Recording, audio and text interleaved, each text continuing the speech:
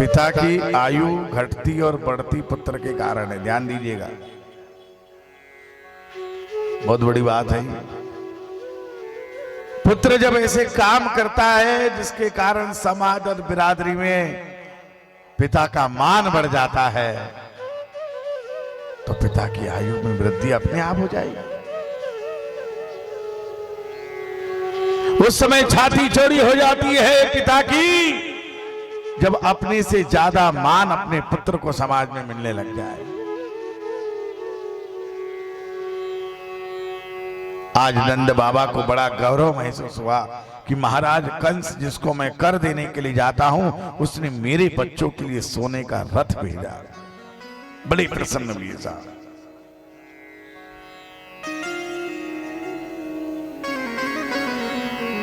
और नहीं तो संतान ऐसे काम करे जिसके कारण माता पिता ज्यादा टेंशन में रहे, तब ज्यादा तनाव में तो जीवन कम ही हो जाए। सही बात है, गलत बात है? दिन रात अगर चिंता रहे माता पिता को, ना खाने में मन रहेगा ना पीने में रहेगा, रात को सो रहे तब भी चिंता में सो रहे, टेंशन के मारे नींद नहीं आती है। और जब बच्चे बेटा बहू बढ़िया अपनी जिंदगी जी रहा है, अपने काम धंधे से लगे, देखो कमाई कम और ज्यादा, 100 रुपया रोज भी कमाएगा तो भूखा नहीं रहेगा। 1000 रुपये कमाएगा रोज के, तब भी 4 रोटी दाल सब्जी खाएगा। 10,000 रुपये रोज कमाएगा तो 6 रोटी पे नहीं आ जाएगा, तब भी 4 ही खाएगा। पर बात यह है, पैसों से नींद नहीं आती। बड़े बड़े करोड़पति लोग हैं, बड़ी बड़ी फैक्ट्रियों के मालिक हैं, नींद की गोली लेके सोना पड़ता रात को। यहां जितने लोग बैठे हैं ये दुनिया के सबसे धनी हैं, क्योंकि हम में से कोई भी नींद की गोली नहीं खाता। रात को बिस्तर पे गए कि अपने आप नींद आती। सही बात है, गलत बात है? ये संपत्ति कमाओ और चाह गई चिंता नसी, मनवा बेपरवाह, और जिसको कुछ ना चाहिए वो ही शहंशाह। परमात्मा अपनी मर्जी से जो दे रहा है उसे लेते चले जाओ, स्वीकार है। गाड़ी दी स्वीकार है, पैदल चलाया स्वीकार है, साइकिल दी स्वीकार है, मोटरसाइकिल दी स्वीकार है, 4 चक्के की दे दी स्वीकार है। पर चाहत मत रखो, अपने आप देगा। जिस समय हम लायक बन जाएंगे, परमात्मा वो हर चीज देगा जो हमारे मन में है। याद रखना, मन में जो भी इच्छा है, अगर आप प्रतिदिन ठाकुर जी की सेवा कर रहे हैं, मेरा विश्वास है कि इस दरबार में जो भी मन की आशा लेकर बैठे हो आप सभी लोग, वो आपकी आशा पूर्ण जरूर होगी, ये मेरा विश्वास है। और इतने वर्षों का श्रीमद् भागवत कथा का ये मैं अनुभव कह रहा हूं। बोलिए वृंदावन बिहारी लाल की जय।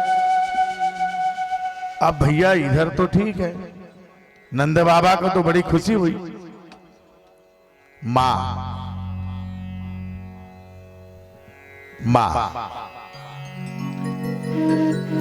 रात में बच्चा रोता है तो पिताजी संभालते हैं कि मां संभालती है?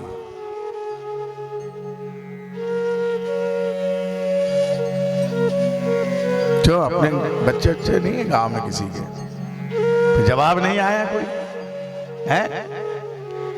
रात में बच्चा रो रहा है तो मां जगेगी कि पिताजी? जोर से बोलो मां। मां शब्द बोलने पर एक अक्षर और निकल के आता है, वो है आ, मां।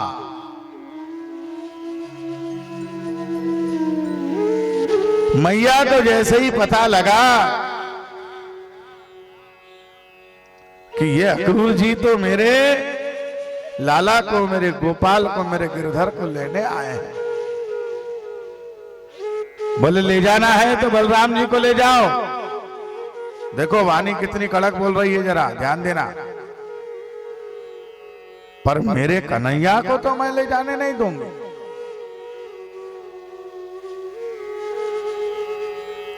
और साहब आंसुओं की धार बहने लगी मैया यशोदा की आंखों से। बोले ले जाना है तो बलराम जी को ले जाओ, मेरे कन्हैया को नहीं। बोले 10 बार मनाती हूं, जब एक बार खाता है।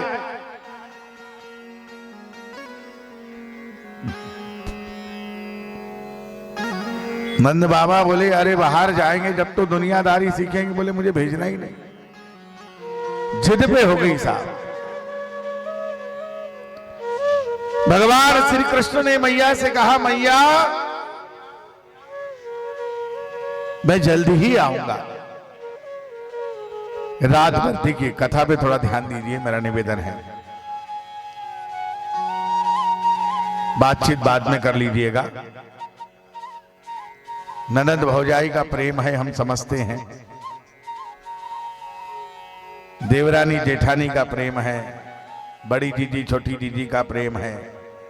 पर ये शाम को 5 बजे के बाद खूब प्रेम दर्शा देना। अभी जरा कथा पे ध्यान दीजिए। राधे बोले मैया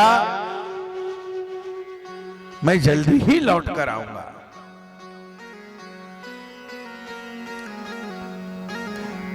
मां और बेटे ने साथ में रात्रि में भोजन किया।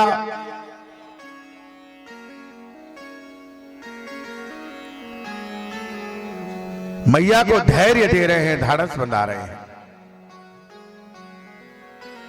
पर मां का हृदय है ना,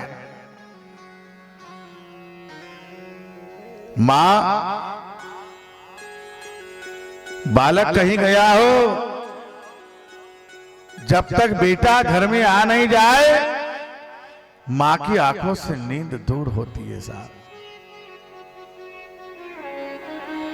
इसलिए वो मां है। और जगत जननी आदि शक्ति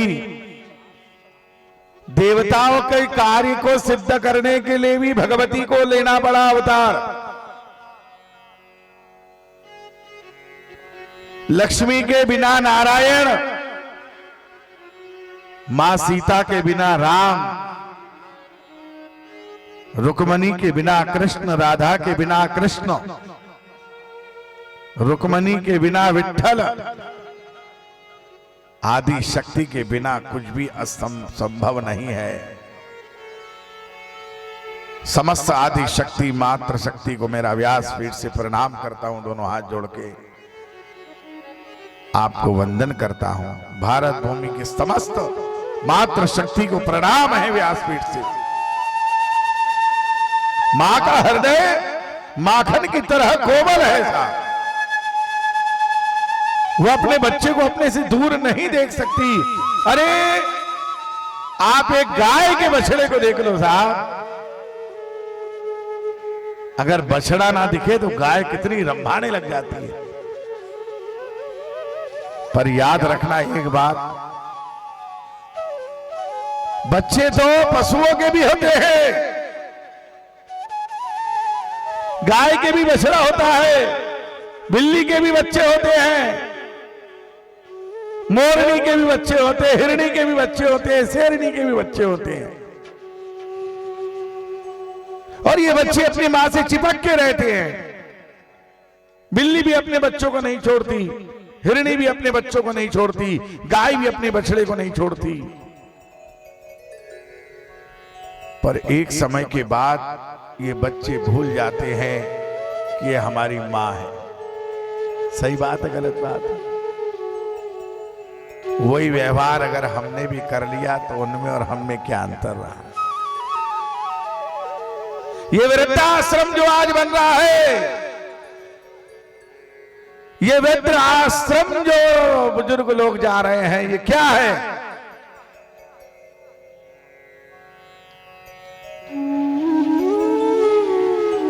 भाई गाय का बछड़ा भूल गया कि ये मेरी मां है,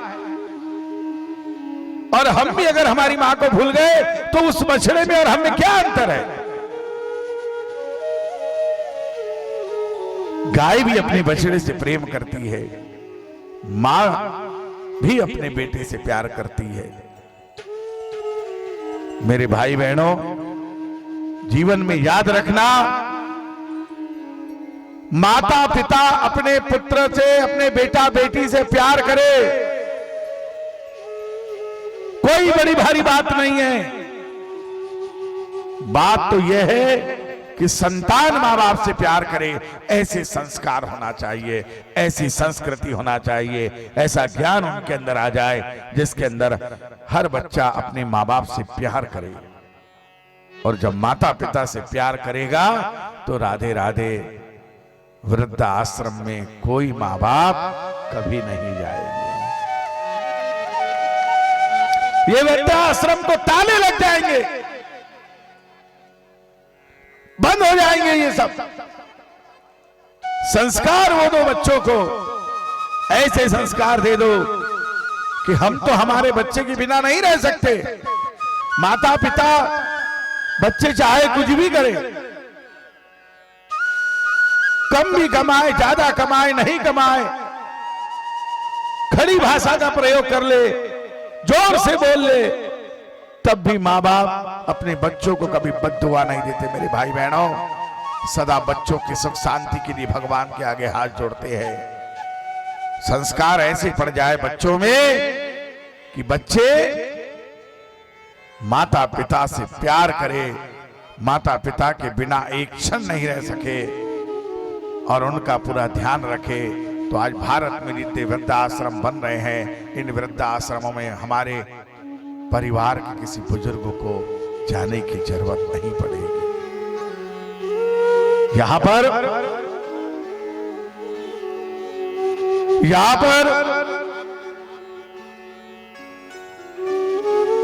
मैया यशोदा की आंखों से आंसुओं की धार बहने लगी। बोले मैं तुझे नहीं जाने दूंगी। बोले मां मुझे जाना होगा। आज प्रातः बेला में स्नान ध्यान करके मैया ने श्रृंगार कर दिया और दरवाजा खोला तो सामने क्या देखते हैं साहब, गाय रो रही है। ऐसा नहीं, गाय को भी भगवान ने कान दिए हैं, सुनती है, पशु को भी कान है।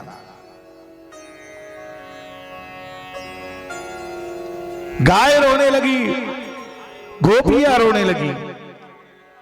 देखो मैं क्या कहना चाह रहा हूं, भागवत जी क्या कहना चाह रही है। भगवान श्री कृष्ण की तरह जीवन जियो तो ऐसा कि सब में प्रेम हो, जब भी बोलो तो मीठा बोलो, ऐसा व्यवहार करो कि दुनिया से जब जाओ तो घर के नहीं, पूरे गांव के लोग बोले कि गांव से एक अच्छा आदमी चला गया। ऐसा व्यवहार होना चाहिए साहब। या भगवान श्री कृष्ण के लिए गोपियां रुदन कर रही है, गोपियां रो रही है, आंसुओं की धार बना दी, हम नहीं जाने देंगे। भगवान राधा जी के पास गए और राधा जी के पास जाकर बोले, यह प्राणों से भी प्यारी बंसी मैं तुझे दे रहा हूं। मैंने आज तक इस बंसी को कभी अकेले नहीं छोड़ा है राधे। मुझे सबसे ज्यादा प्रिय है बांसुरी। राधा जी से कहा कि ये बांसुरी मैं तुम्हें देकर जा रहा हूं। हे राधे, आज तक में लोग जगत में, संसार में, आज तक मैं तुम्हारे साथ नाचा हूं राधे। आज मैं जगत को नचाने के लिए जा रहा हूं। हे राधे, जब भी तुम प्रेम से इस बंसी को बजा दोगी, मैं तुम्हारे समक्ष आ जाऊंगा। मेरे मंगलमय प्रयाण के समय रुदन मत करो। सब गोपियां रोने लगी, गाय रोने लगी साहब। ग्वाल बाल तैयार हुए, भगवान रथ में बैठे और रथ में बैठकर जा रहे हैं। आदरणीय श्रोता बंधुओं, जब रथ थोड़ी सी आगे बढ़ा राधे, पीछे से आवाज आई, लाला लाला। मैया प्रेम से कन्हैया को लाला कह रही है। भगवान ने रथ रुकवाया, रोको महाराज अक्रूर जी, रथ रोको, मेरी मां आवाज दे रही है, मेरी मां ने मुझे पुकारा है। रोका रथ, भगवान उतरे, मैया दौड़ती भी आ रही है, लाला लाला। भगवान श्री कृष्ण आज मैया को जब दौड़ते आई, मां से गले मिले, बोले बेटा ये माखन की कटोरी रख लेना, रास्ते में भूख लगे तो खा लेना। और आज तक मैंने तुझसे एक बात छुपाई है, मैंने आज तक तुमसे एक राज छुपाया है बेटा, कि मैंने तुझे केवल पाला है बेटा। तुम्हें जन्म देने वाली मां मथुरा में है बेटा, जहां तुम जा रहे हो, और वहां जरूर मिलना बेटा। और मैया कहने लगी, मां यशोदा कहने लगी, बेटा भूल जाना कि मैंने तुझे ओखल से बांधा था, भूल जाना कि मैं तुझ पर छड़ी लेकर दौड़ी, भूल जाना कि मैंने तेरे कान पकड़े थे। भगवान इन बातों को सुनकर मेरे गोविंद की आंखों में आंसू की धार बहने लगी। भगवान बोलने लगे, मैया मैं सब कुछ भुला सकता हूं मां, पर मां मैं तेरे प्रेम को कैसे भुला सकता हूं, तेरे प्यार को कैसे भुला सकता हूं मां। इस संसार में तुम्हें सब कुछ मिल सकता है, पर मां जीवन में दोबारा नहीं मिल सकती। किस्मत वाले वो है जिनकी मां है, जिनके पिता का सिर पे साया है। पूछो उनसे जिनके सिर पे माता पिता का साया नहीं है। मां जैसा प्रेम, मां जैसा स्नेह इस संसार में कोई नहीं दे सकता मेरे भाई बहनों। भगवान श्री कृष्ण बोले, भगवान श्री कृष्ण बोले, मैया मैं सब कुछ भुला सकता हूं, पर तेरे प्यार को नहीं भुला सकता मां। और मैं कितना किस्मत वाला हूं कि मुझे एक नहीं 2 मां का प्यार मिल रहा है। एक मेरी पालनहार है और एक मेरी जन्मदाता है। मां तो चिंता मत कर, मैं जल्दी लौट कर आऊंगा। मां को प्रणाम किया, रथ में बैठे और भगवान का रथ बढ़ने लगा। जब भगवान का रथ मथुरा की सीमा में पहुंचा, तो वहां पहुंचने के बाद भगवान श्री कृष्ण के मित्र लोग कहने लगे, भैया मथुरा की सीमा आ गई है। बोले हो। मथुरा की सीमा में भगवान श्री कृष्ण ने अक्रूर जी से कहा कि आप जाइए, हम लोग यहां से पैदल आएंगे। अब क्या होता है, अपने लोग रहते हैं तो जय जयकार करने की दूसरे की जरूरत है क्या? नहीं। तो यहां ग्वाल वालों की टीम है, भगवान श्री कृष्ण और बलराम जी चले जा रहे हैं और ग्वाल वाल क्या बोल रहे हैं? आला रे आला मजा गाना आला रे, आला रे आला मजा गाना आला रे।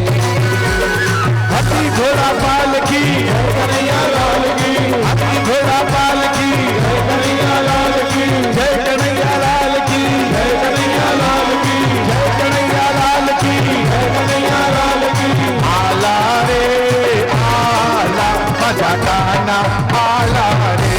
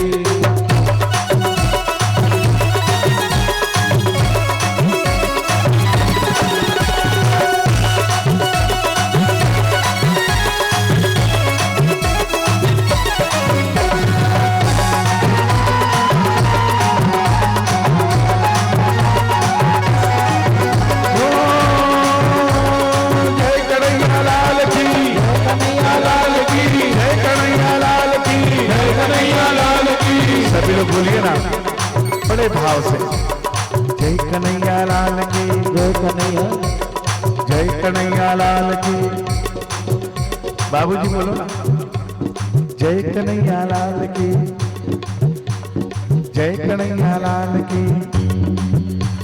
हमारे भोपाल से भाई साहब आए हैं और चंदोरा ग्राम से भी आए हैं, जहां हमारी 22 कथा का सौभाग्य प्राप्त हुआ है। देखो उनको नहीं बताना पड़ेगा, वो खुद ही बोलेंगे जय कन्हैया लाल की, जय कन्हैया लाल की, जय कन्हैया लाल की। वो दीदी लोग जो दरवाजे के पास बैठी है, आप भी बोलिए ना, दोनों हाथ से ताली की सेवा देते हुए। जो मंच पर आसीन है, जो कुर्सियों पर आसीन है, जो यहाँ पर है, जो आठनेर कावला हिडली से आए हैं, सभी लोग बोलिए दोनों हाथ से ताली की सेवा देते हुए जय कन्हैया लाल की, जय कन्हैया लाल की, हाथी घोड़ा पाल की, जय कन्हैया लाल की, हाथी घोड़ा पाल की, हाथी घोड़ा पाल की। आला रे आला, जगाना आला रे, आला रे आला रे।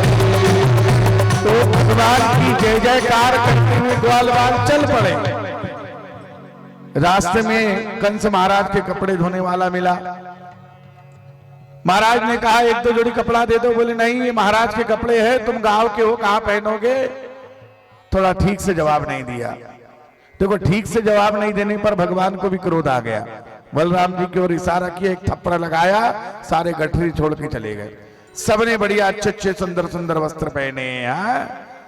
और वहां से फिर एक कुब्जा आ रही थी, जिसका अंगन टेढ़ा मेढ़ा था, बेचारी का चंदन लेकर जा रही थी। भगवान को चंदन लगाया। भगवान ने उसके दोनों हाथ पकड़े, ऐसा खींचा, सुंदर शरीर हो गया उसका। कुब्जापन टेढ़ा मेढ़ा सब खत्म हो गया। जीवन में जो भगवान को चंदन चढ़ाता है उसका जीवन सुंदर और आनंदमय हो जाता है।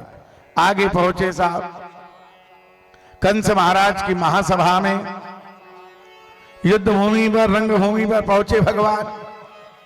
सब लोग भगवान का दर्शन कर रहे हैं। स्वागतम कृष्णा शरणागतम कृष्णा। सबने भगवान का स्वागत किया फूलों से, हार से।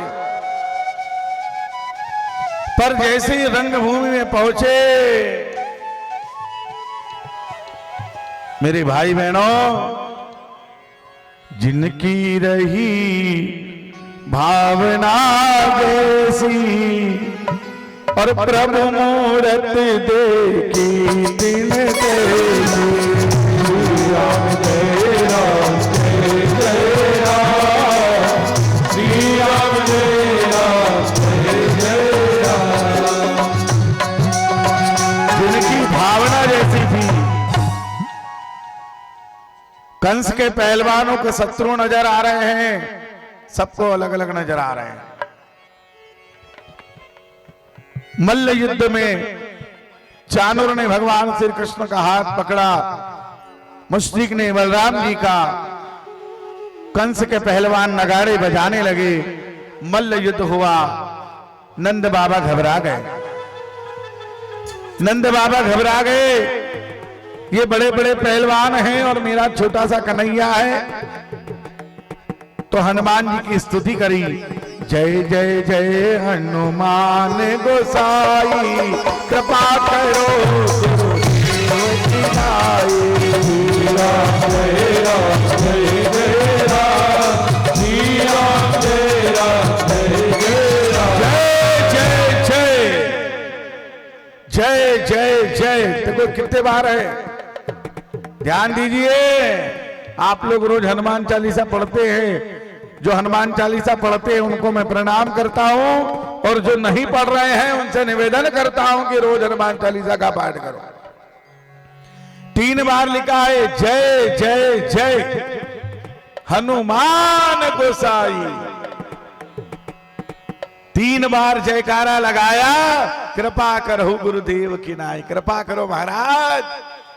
और इधर देखते देखते भगवान ने चाणूर को मार दिया, बलराम जी ने मुष्टिक को मारा, और नगाड़े बज रहे हैं, शंख ध्वनि बजने लगी, ढोल बजने लगा। भगवान श्री कृष्ण ने कंस महाराज के बाल पकड़े और चारों तरफ घुमाया और जमीन पर पटक दिया।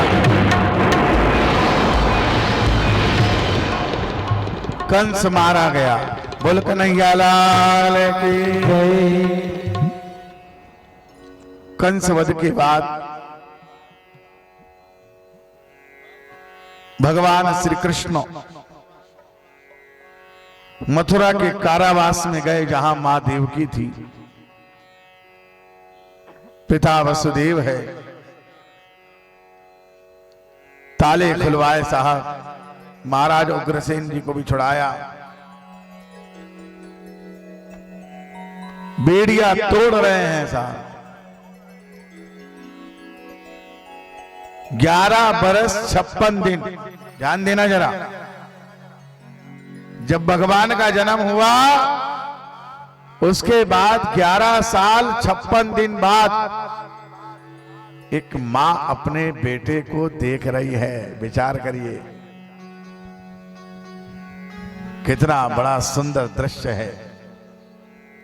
एक हथकड़ी टूट नहीं रही है साहब, खुल नहीं रही है। भगवान ने अपने दांतों से बेड़ियों को तोड़ा है।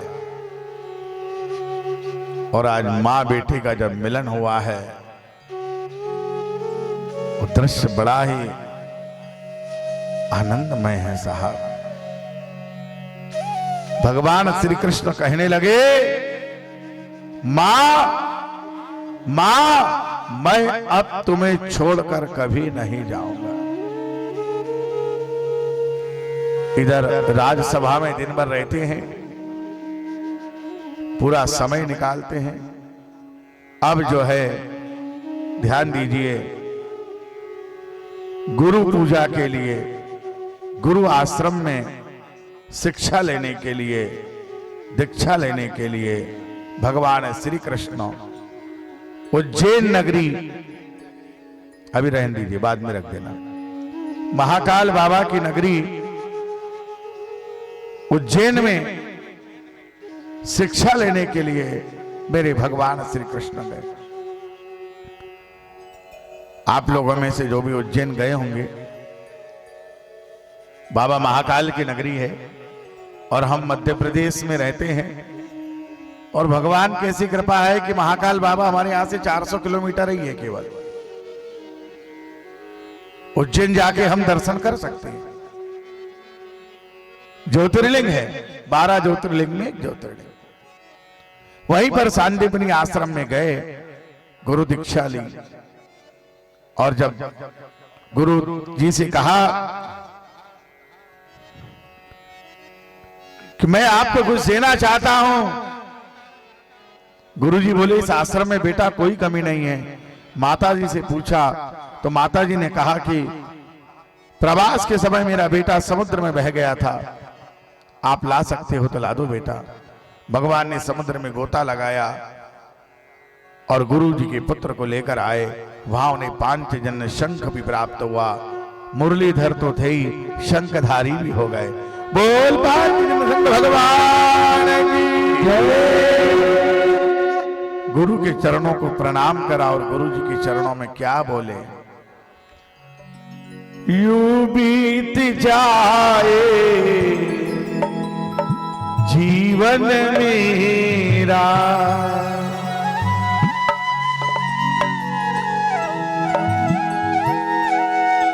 हर श्वास में हो सुमिरन तेरा, हर श्वास में हो सुमिरन तेरा, यूं बीत जाए जीवन जीवन मेरा। देखिए जीवन ऐसा हो, जीवन ऐसा हो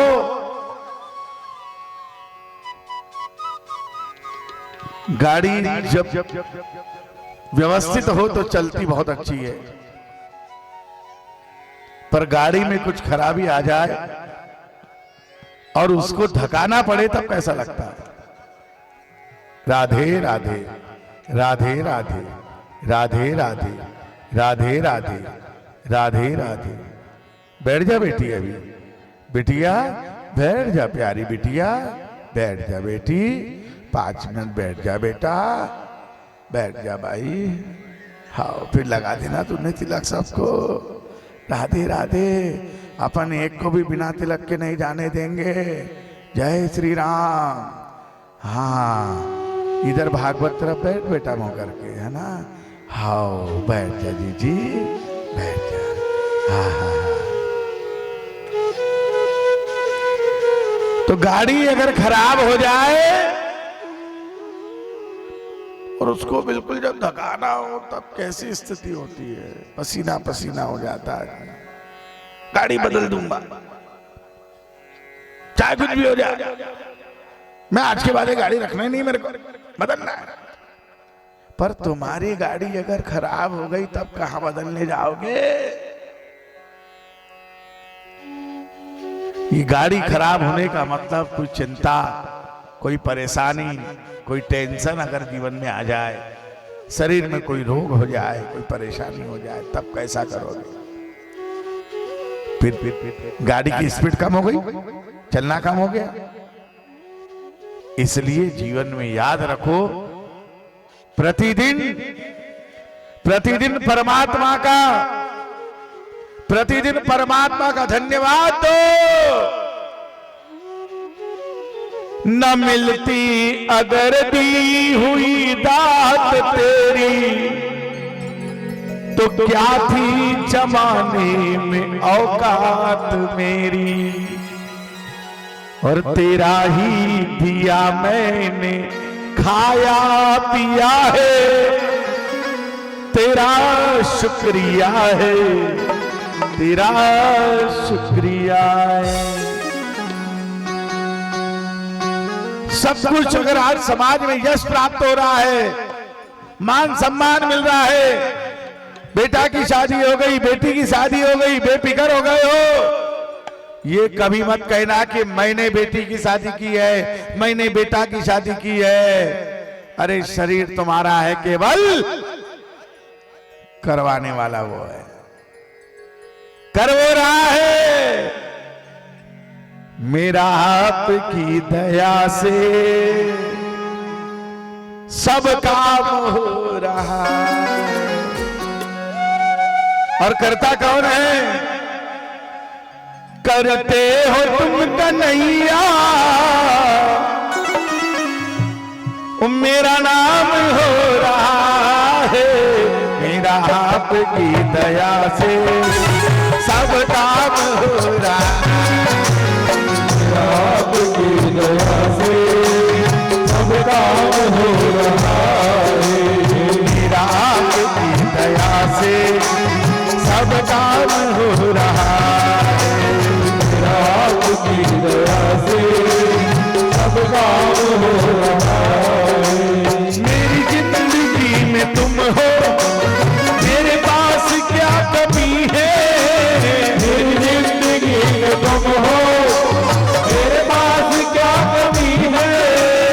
बस इस लाइन को भगवान का ध्यान करते हुए सब लोग बोलिएगा। सवेरे जब उठते हैं ना, तो सवेरे सबसे पहले उठते बराबर क्या बोलना है सबको? भूल गए? जोर से बोलो। क्या बोलोगे?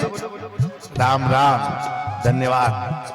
आज कथा के 6वें दिन में आपने मुझे दक्षिणा दे दी, आपने राम बोल दिया, मुझे मेरी दक्षिणा प्राप्त हो गई। कागज के नोट तो आते और जाते रहेंगे, पर आप अगर राम बोलेंगे तो आपके साथ साथ हमारा जीवन भी धन्य हो जाएगा। मेरे भाई बहनों, ब्राह्मण का सबसे पहला धर्म यह है कि यजमान धनी कैसे बने। ब्राह्मण का सबसे पहला धर्म है कुछ भी करो भगवान की प्रार्थना करो, पर यजमान के जीवन में सुख हो, धन हो, संतति हो, वैभव हो, यश हो। यजमान अगर सुखी है तो ब्राह्मण अपने आप सुखी हो जाएंगे। अगर आप सुखी है तो हम सुखी है। ब्राह्मण का जीवन ही है कि सवेरे उठकर भगवान की घंटी बजाए, भगवान की आरती उतारे कि हे प्रभु सर्वे भवन्तु सुखिनः। मेरे जितने भी परिवार के लोग हैं, गांव के लोग हैं, बस्ती के लोग हैं, शहर के लोग हैं, मेरे जानने वाले हैं और जिनको भी मैं जानता हूं, जिनको भी मैं पहचानता हूं, और जो भी आपका प्रेमी है सभी सुखी हो जाए प्रभु। और भगवान से कहो मेरी जिंदगी में तुम हो, मेरे पास क्या कमी है, मेरा तुम्हारा नाता निष्काम निभ रहा। मेरा तुम्हारा नाता निष्काम निभ रहा है। मेरा आपकी दया से सब काम हो रहा है। मेरा आपकी दया से सब काम हो रहा है।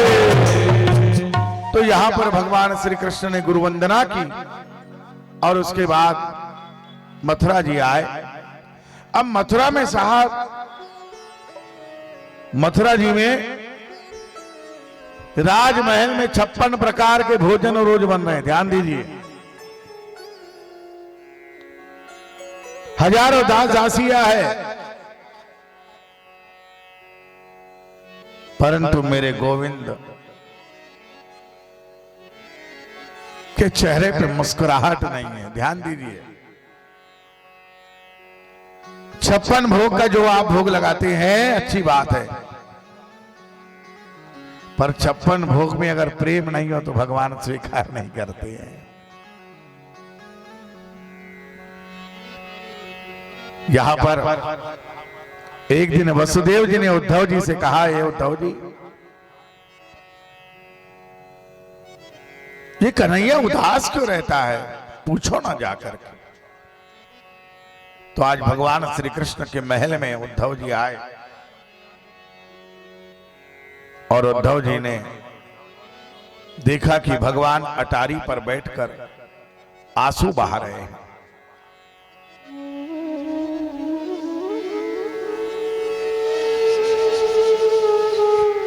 अटारी पर बैठकर आंसू बहा रहे हैं। उद्धव जी गए, भगवान को प्रणाम किया, बोले हे मित्र, आप रोज आंसू क्यों बहाते हैं, विचार करिए। आप मथुरा में महल में अपने अटारी पर बैठकर नित्य प्रतिदिन का नियम था राधे आंसुओं की सरिता बहाते।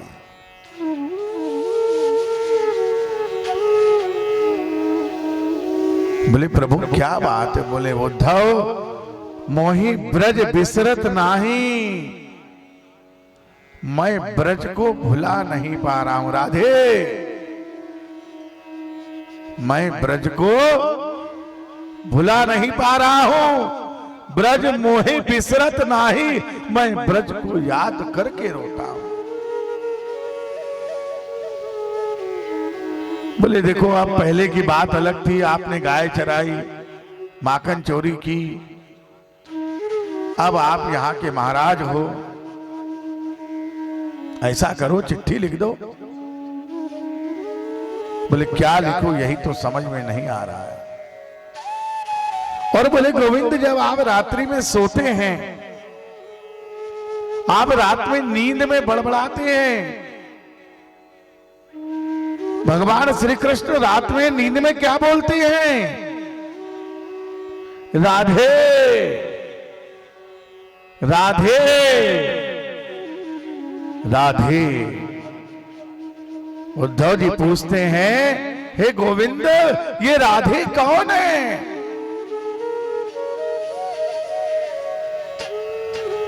राधा मेरी स्वामिनी,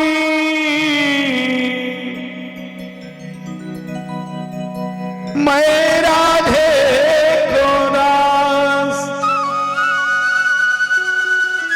और जन्म जन्म मोहिनी दियो,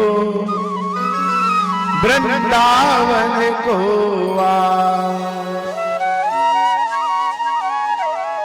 वो प्यारी प्यारी का नाम श्री राधे, ओ पट रानी का नाम श्री राधे, भोली भाली का नाम श्री राधे, प्यारी प्यारी का नाम श्री राधे।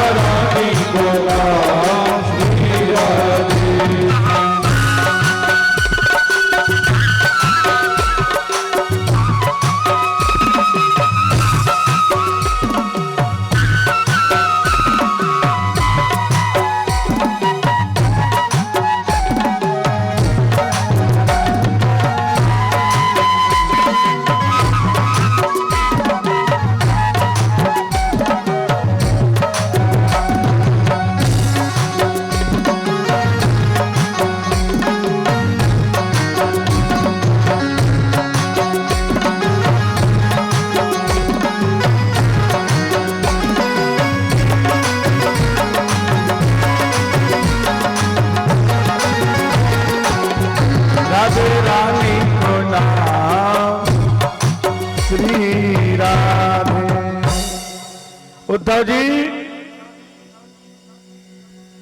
मैं ब्रज को भुला नहीं पा रहा हूं, एक पत्र लिख दो। उद्धव जी ने कहा। बोले एक काम करो ना उद्धव जी। बोले क्या?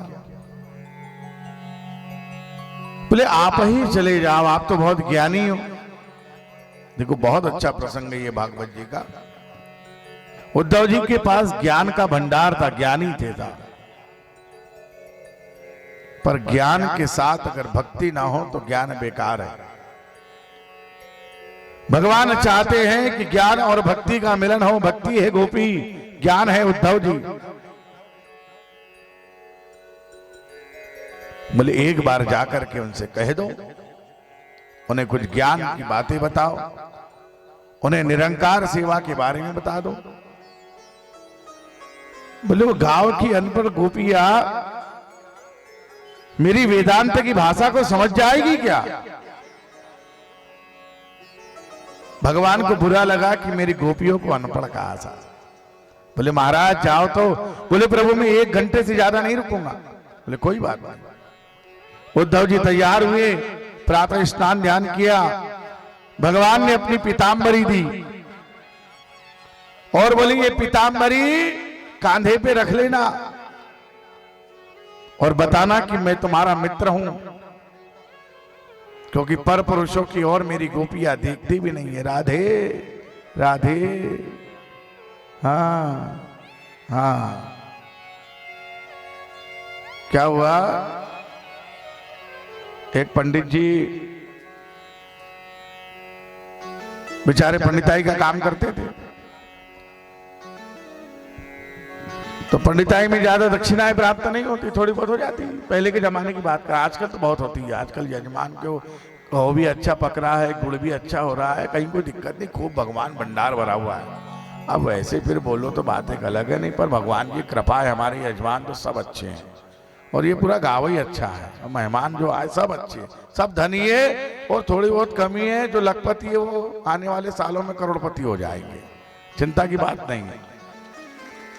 ये भागवत जी के मंत्र से कह रहे हैं, मेहनत करो और दूसरे की लकीर को मिटाने की बजाय अपनी लकीर लंबी करो, बस जिंदगी का सबसे बड़ा सूत्र है। कभी ईर्ष्या मत करो, जलन मत करो। तो पंडित जी पंडिताई करते हैं, बढ़िया कथा पूजा करते हैं भाई, कोई 5 रुपए 10 रुपए 2 रुपया उस जमाने में मिलता था। अब पंडित जो है एक बुलवा में गई, जैसे समाज, हाँ जी उधर देखा, उधर देख लो पीछे ही देख लो, अब तुम तो 10-5 मिनट है ना। तो बुलवे में जाते हैं ना, खनमट्टी का बुलवा होता है, मंडे का बुलवा होता है, माता पूजन का बुलवा, और भी बहुत से बुलवे चलवे होते हैं। जैसे फिर अभी भागवत के बाद में माता जी बहनें सब ढोलक लेके बजाएंगी, बाड़ी लहर लहराए और मैया तोरी बाड़ी, ऐसे भजन गाते हैं ना, तो सब लोग अब ऐसे करते हैं। तो पंडिताइन भी जो है एक बुलवा में चली गई और वहां क्या देखा कि एक जीजी के हाथ में बड़ी सुंदर सोने की चूड़ी आती था। पंडिताई का मन हो गया। पंडिताई ने घर आकर कहा पंडित जी से, महाराज कुछ भी करो, मेरे को सोने की 2 चूड़ी बना के दो, नहीं तो 4 बना के दो। पंडित जी ने कहा तेरा दिमाग खराब है, वो जजमान लोग हैं, वो लहरपुरे हैं। हाँ, वहां जैसे नदी में लहर आती है, बाढ़ आती है, वहां वैसी पैसे की बाढ़ आती है। अपन पंडित लोग हैं, वहां बाढ़ आ रही, धन आ रहा, अपने बाद 10 आएंगे तो वहां 10,000 पर हो जाएंगे, तो कहाँ चक्कर में पड़ गई। और आज के बाद जाना मत, उनके कोई काम नहीं। पंडिताई ने मुंह फुला लिया साहब। अब आप तो सब लोग जानती हो मुंह कैसे फुलाते हैं, है ना। अपनी बात को मनाना है। खाना बन गया? हाँ बन गया। क्या बनाया? सब्जी बनी है।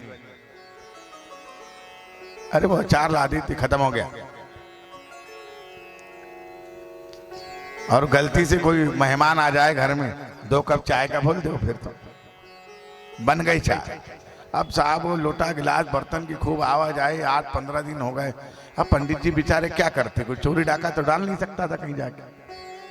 एक जजमान मिला साहब, जिसने थोड़ी ठीक दक्षिणा दे दी।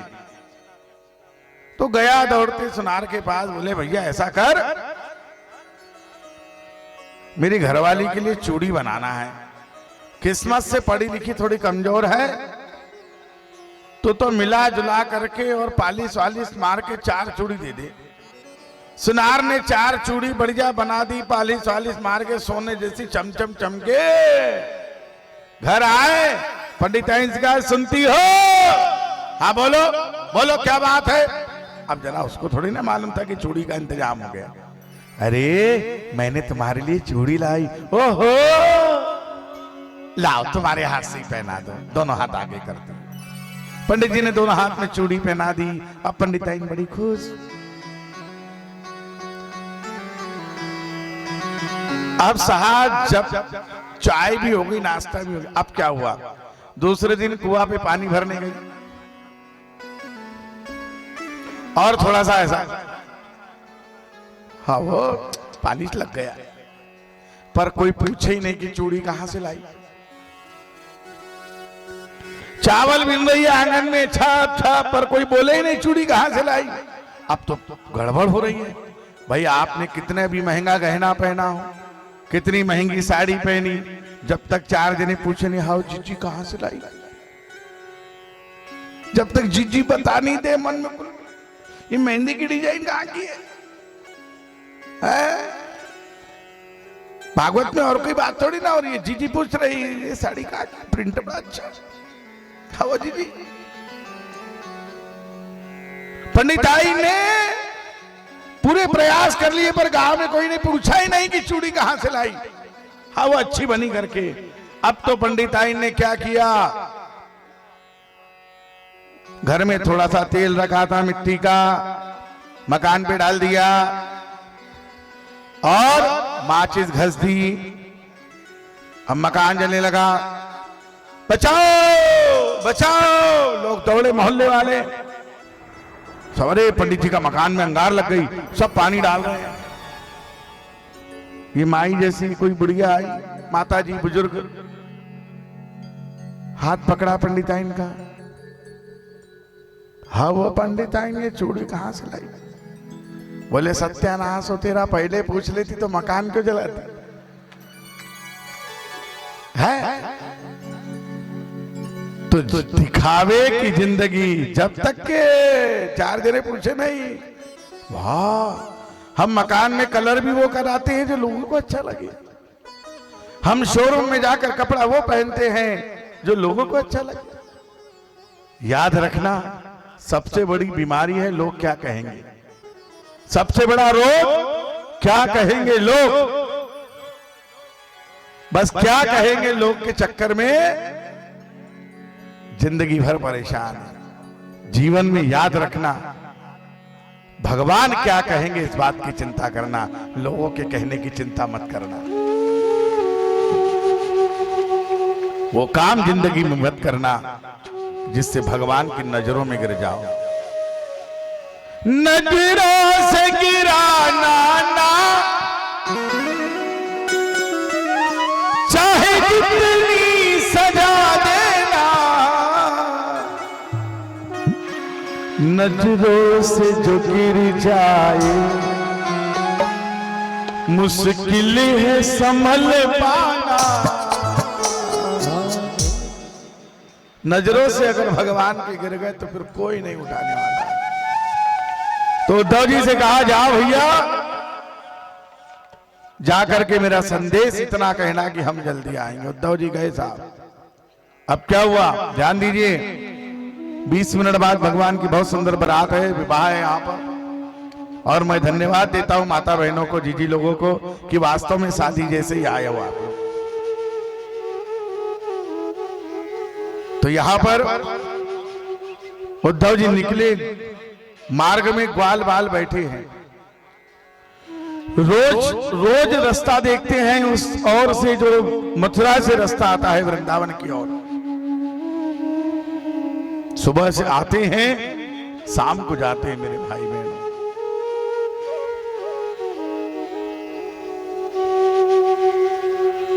और आकर के बैठ जाते हैं और क्या बोलते हैं, हो बड़ी देर भई नंद लाला, तेरी राह तके ब्रज बाला। बड़ी देर भई नंद लाला, तेरी राह तके ब्रज बाला। हो बड़ी देर भई नंद लाला, तेरी राह तके ब्रज बाला। बड़ी देर भई नंद लाला, तेरी राह तके ब्रज बाला। ग्वाल बाल एक एक से पूछे, ग्वाल बाल एक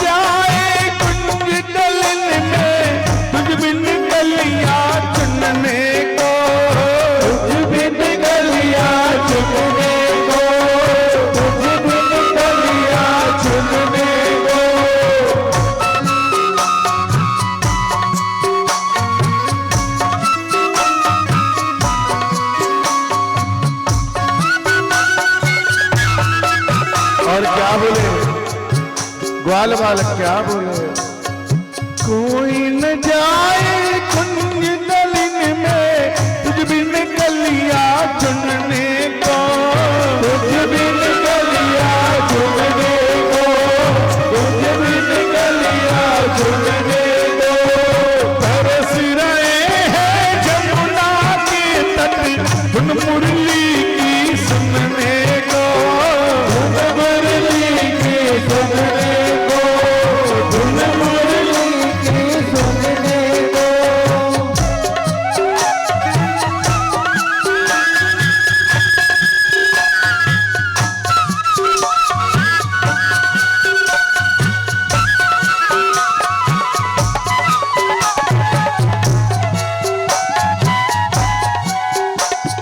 तरस रहे हैं धुन मुरली की सुनने को, धुन मुरली की सुनने को।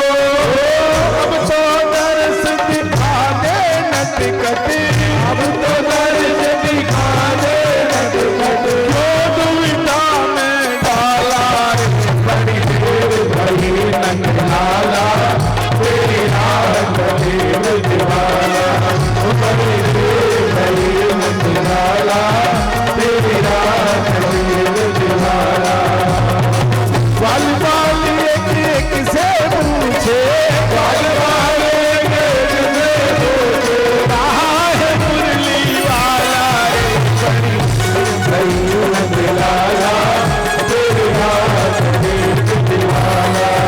बड़ी देर भई नंदलाला, तेरी राह कबीर दीवाना, तेरी राह कबीर दीवाना।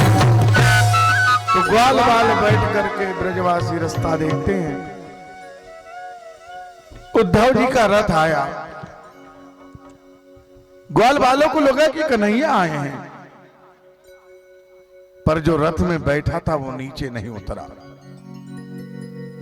भगवान कहने लगे, ग्वाल बाल कहने लगे, ये हमारा मित्र नहीं है। ध्यान दीजिए, चाहे परमात्मा कितनी भी ऊंचाइयों को छुआ दे आपको, पर मित्रता के बीच में धन नहीं आना चाहिए। मित्रता के बीच में धन नहीं आना चाहिए। मित्रता को धन से नहीं जोड़ना चाहिए। बोले हमारा मित्र नहीं है, हमारा कन्हैया नहीं है। उद्धव जी ने पूछा कि मुझे नंद बाबा के आंगन में जाना है। बोले ये पानी की धार जो बह रही है वहीं से आ रही है, और ये साधारण जल नहीं है, ये मैया यशोदा के आंखों का जल है। चल पड़े, उद्धव जी के पास पहुंचे। उद्धव जी धीरे धीरे मैया के महल में पहुंचे, नंद बाबा के आंगन में पहुंचे। जैसे ही आंगन में पहुंचे, नंद बाबा मिले, प्रणाम हुआ कि मुझे श्री कृष्ण जी का मित्र हूं, उन्होंने भेजा है, आओ बैठो। स्वागत किया। मैया यशोदा ने कहा धीरे बात करो, अभी सुलाया है। कभी मोर मांगे, कभी बहू मांगे, कभी चंदा मांगे। उद्धव जी विचार करने लगे कि पलने में भी दर्शन कन्हैया का कर रहे हैं, जो यहां नहीं है वो भी दिख रहा है इनको। सारी रात उद्धव जी ने नंद बाबा से चर्चा की और कहा कि मैं जल्द ही उन्हें यहां भेजूंगा। मुझे गोपियों को भी संदेश देना है, और गोपियों को संदेश देने के लिए उद्धव जी गए। और उद्धव जी जब गोपियों को संदेश देने के लिए गए, यमुना के किनारे पर बैठकर गोपियां क्या गा रही है, आइए हम भी गोपी मिलकर के दो लाइन जरा गुनगुना ले। हो कृष्ण कन्हैया तुमको आना होगा। ध्यान से सुनो, बड़े भावपूर्ण गीत है ये। आइए हम सब मिलकर इसको गाएं। पहले लाइन को सुन लो, फिर बजाना और फिर गाना। कृष्ण कन्हैया तुमको आना होगा, आकर के दर्श दिखाना होगा। माखन और मिश्री बड़े प्रेम से खिलाएंगे, चंदन के झूले पे आपको झुलाएंगे। मुरली की तान सुनाना होगा, मुरली की तान सुनाना होगा। कृष्ण कन्हैया तुमको आना होगा, कन्हैया तुमको आना होगा, आकर के दर्श दिखाना होगा। ये गीत सुन करके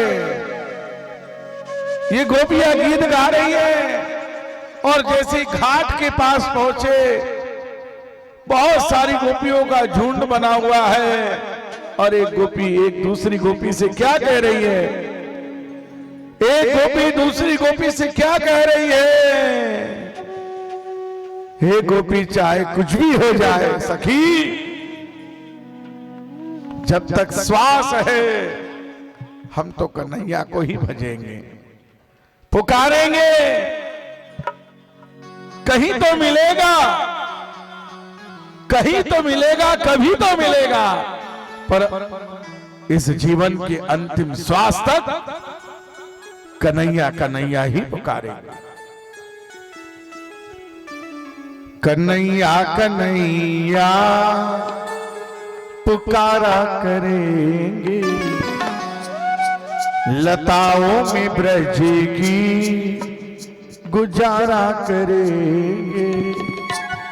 कहीं तो मिलेंगे वो बाके बिहारी, जहां भी मिल जाए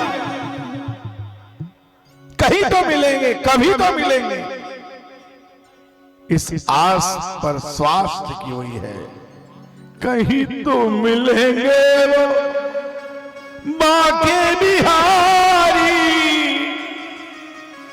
चरण पकड़ के मनाया करेंगे।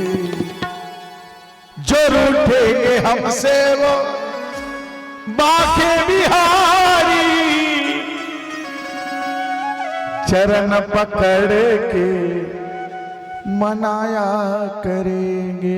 जब इस गीत को सुना तो उद्धव जी का ज्ञान, जो गोपियों का प्रेम देखा, गोपियों से भगवान श्री कृष्ण का संदेश सुना रहे हैं और कह रहे हैं कि मैं मथुरा से आया हूं और श्री कृष्ण का मित्र हूं, मथुरा वासी श्री कृष्ण का मित्र हूं। गोपियों ने जवाब दिया, क्या यहां कन्हैया नहीं है? बोले उद्धव जी, अगर आपने उन्हें पहचाना होता तो आप एक पल भी उन्हें छोड़कर नहीं आते। बोले निरंकार की पूजा करो, निराकार की पूजा करो,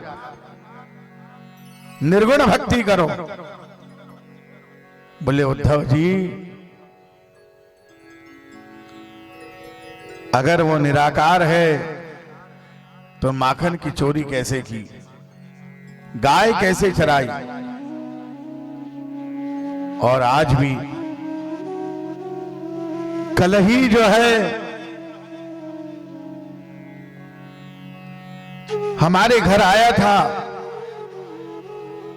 हमारी विपत्ति के हर पल में हमारे साथ खड़ा रहता है हमारा कन्हैया, और आप कहते हो कि निराकार की पूजा करो। अगर उसके हाथ पैर नहीं है तो फिर गाय चराने कैसे गया? उद्धव जी ज्ञान दे रहे हैं कि निराकार की पूजा करो। गोपियां कहती है हम तो सगुन को मानते हैं, साकार को मानते हैं। और उद्धव जी, मन न भये 10-20, एक मन था जो श्री कृष्ण के साथ चला गया, दूसरा मन लाए कहां से? हम तो अंतिम श्वास तक केवल कृष्ण कृष्ण कृष्ण भजेंगे। राधा जी के पास आए। राधा जी बोलने लगी, तुम मेरे स्वामी का संदेश लेकर आए हो।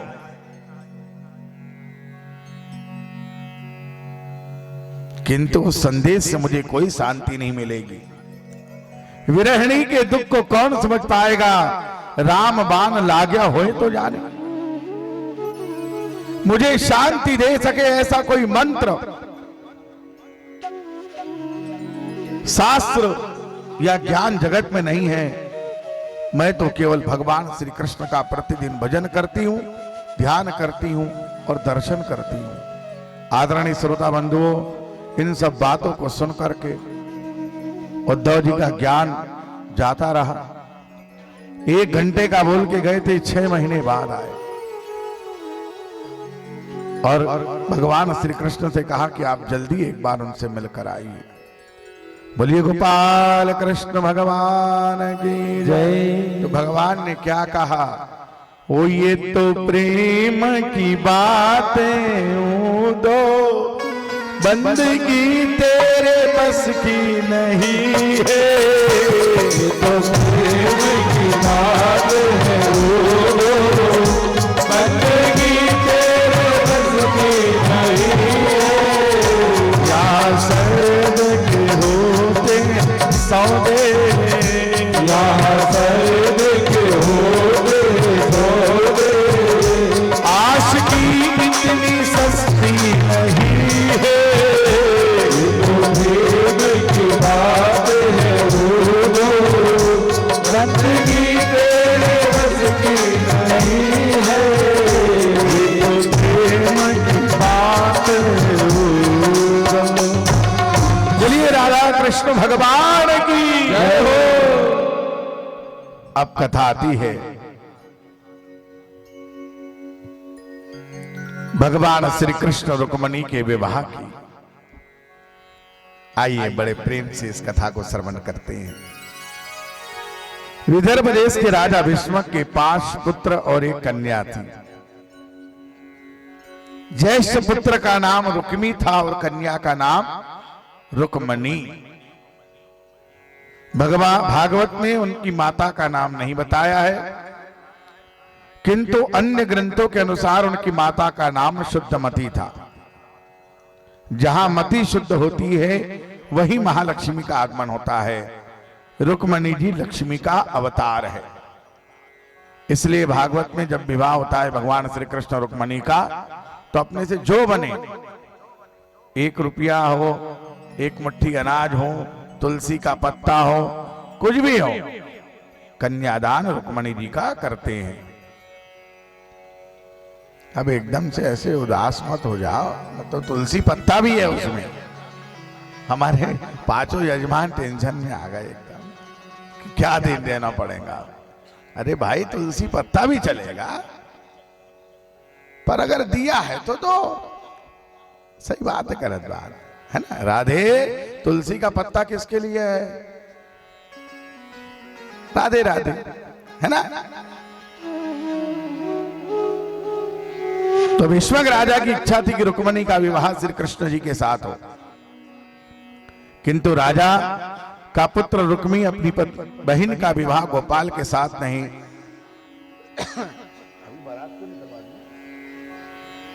राजा शिशुपाल के साथ करना चाहता था।